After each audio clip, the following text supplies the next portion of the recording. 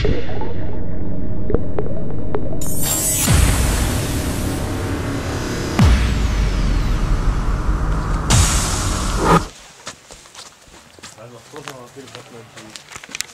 Dobrý deň, ahoj.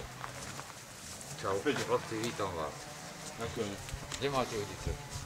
Ešte tuto všetko rozkladáme, dlhá cesta. Nerozkladáte, tu stojíte, nestojte. Tak ideme. Šikovno, chlapci. Chýba vám vojna, poď do pohybu.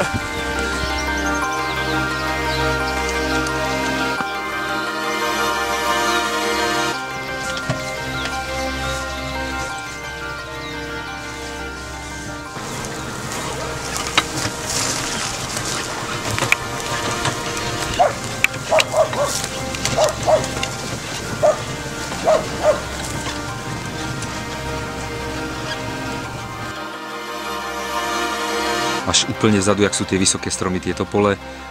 Tadiaľ teče rieka Nitra, tak kedysi išla tadeto. Ďaleko proste až tam doľava sa to zatáča.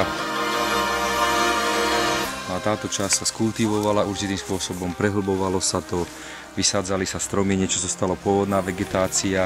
Toto sú novo vybudované miesta, kde plánujeme do budúcna spraviť s Jankom, s majiteľom, taký projektík, alebo možno sa to dá nazvať aj projekt Rybárska škola Miloša Švihoríka. Chytiť si taký ten životný úlovok toho veľkého kapra na 10 na 15 kg. Sa postavila chata, aby tí ľudia mali možnosť kde byť proste ubytovaní. Skultivovali sa brehy, aby sa tá veľká ryba, ktorá tu je, dala aj zdolať, lebo mali sme tu fakt niekoľko zapnutých veľkých rýb, ktoré sme vďaka tomu, že to bola absolútna džungla, nedostali na breh. Tu vlastne sme to tak zo srandy, ale ako naozaj vážne pomenovali rezervácia túto časť, lebo je to hlavne, keď je to všetko rozkvitnuté na jar, absolútne krásny kúsok zeme.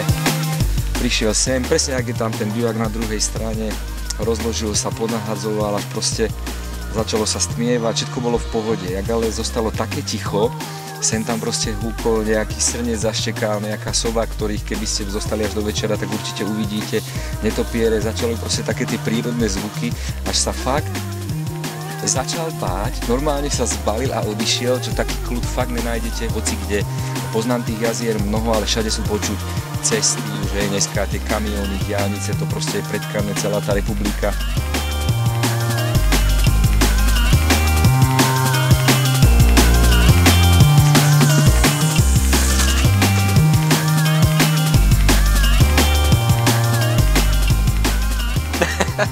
Nie, je výborný, fakt.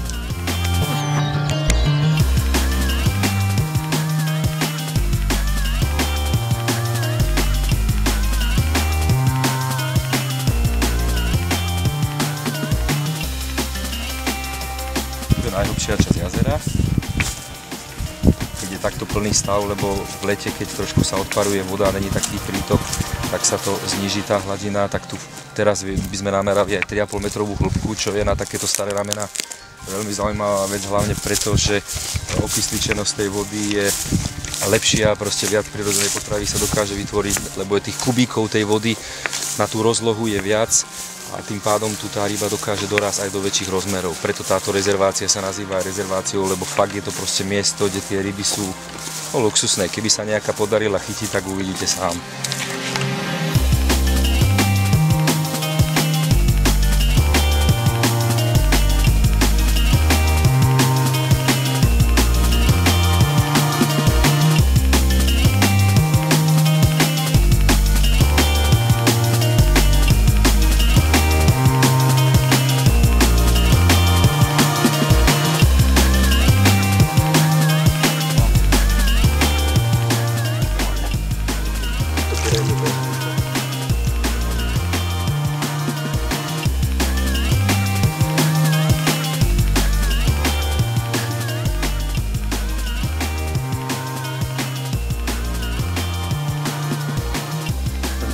Ty vole.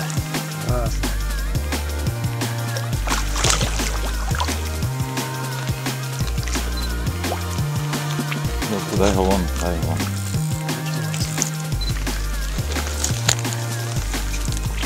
Nazdar! Yes. Gratulujem. Je tam. Dobre.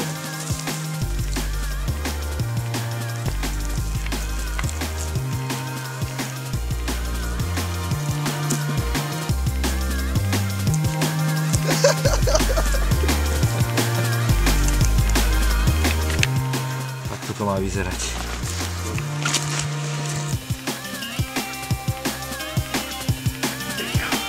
Ty vole, to je úplne.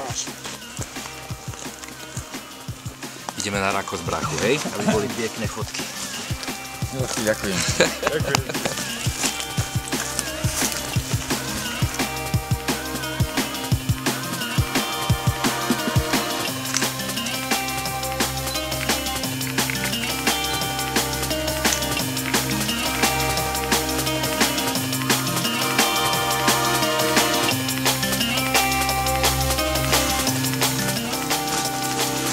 Jo, to je nádherné, čo?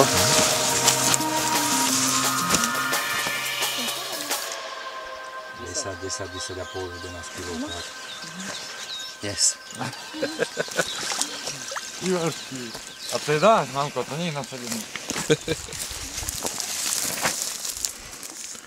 Ďakujem.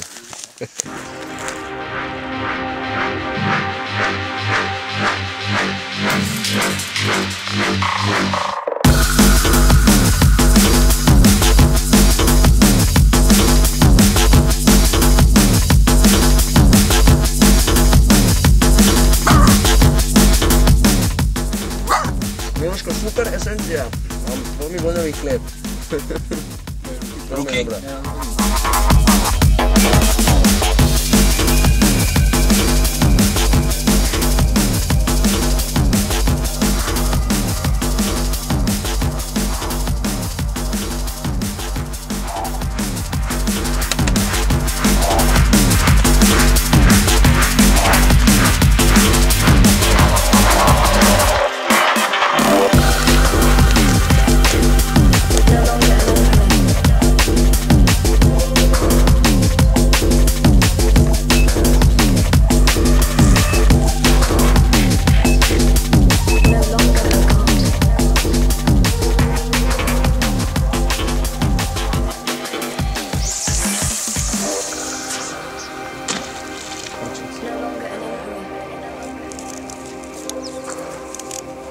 S týmto nič nenarobím, musím to prehodiť inak.